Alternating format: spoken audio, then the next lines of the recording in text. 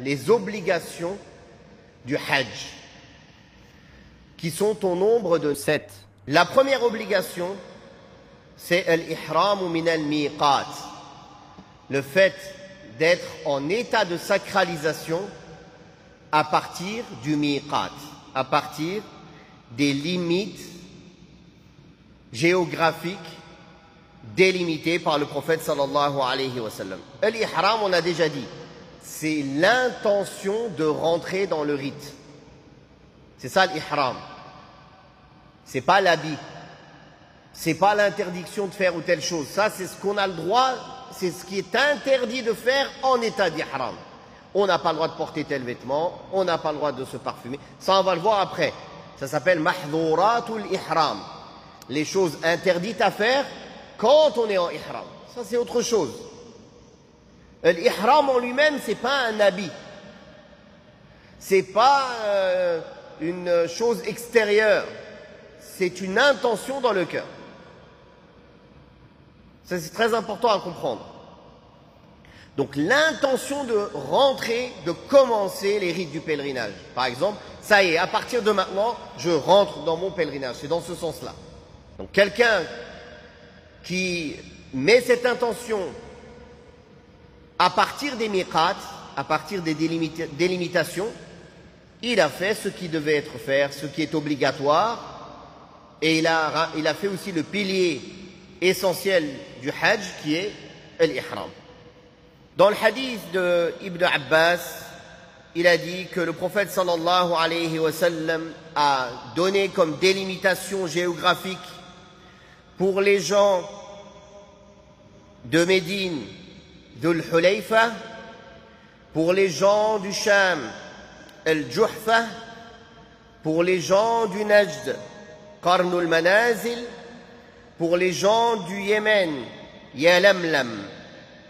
Puis il a dit, ces délimitations géographiques sont pour les gens de ces contrées et pour les gens qui passent par ces délimitations, même s'ils ne viennent pas de ces contrées. C'est-à-dire, on ne dit pas pour les gens du Yémen ou pour les gens de Médine, Dhul Hulayfa. Moi, je ne suis pas quelqu'un de Médine. Non. Si tu passes par Dhul Hulayfa, tu es comme les gens de Médine. C'est pour ça que le prophète sallallahu alayhi wa sallam a dit Hunna lahunna wa liman ata alayhinna min ghayri ahlihinna. Et par ceux qui passent par ces délimitations géographiques qui ne sont pas des gens de ces villes ou de ces contrées que j'ai précitées. Et pour ceux qui sont plus proches de la Mecque que ceux-là, alors ils se mettent en état de sacralisation d'où ils sont. Et même les gens de la Mecque, ils se mettent en état de sacralisation de la Mecque. Mais il a donné ici une précision, le prophète sallallahu alayhi wa sallam. Pour celui qui désire faire le Hajj ou la Umrah, qu'est-ce que ça sous-entend? S'il a l'intention de faire le Hajj ou la Umrah, il doit obligatoirement se mettre en ihram, mettre l'intention du ihram et respecter les règles du ihram. Mais s'il n'a pas l'intention de faire la Umrah ou le Hajj, il n'a pas à le faire. C'est ça que cela veut dire. Min man arada al-hajja wal-umrata. Pour celui qui désire faire le Hajj ou la Umrah.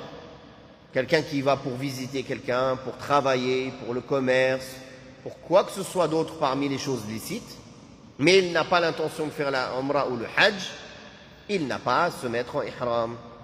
Il est possible que certaines personnes, ils vont pour le commerce, il n'a pas l'intention au préalable de faire la Umrah. Il pense qu'il n'aura pas le temps, par exemple, de faire la Umrah. Et arrivé à la Mecque, il a fini rapidement son affaire, il voit qu'en fin de compte, il a le temps de faire la Umrah avant d'aller prendre l'avion, par exemple. Celui-là pourra se mettre en ihram directement là où il est. C'est-à-dire, il sort juste al-Hil, aux limites sacrées du haram, par exemple. Et il fait la Umrah. Parce que quand il a traversé le miqat, il n'avait pas l'intention du Hajj ou de la Umrah. Donc, il n'était pas concerné par cela. Barakallahu fi. Donc, ça, c'est le premier acte obligatoire qui n'est pas un pilier. C'est le ihram à partir des mawaqit, à partir des délimitations géographiques que le prophète sallallahu alayhi wa sallam a exposées.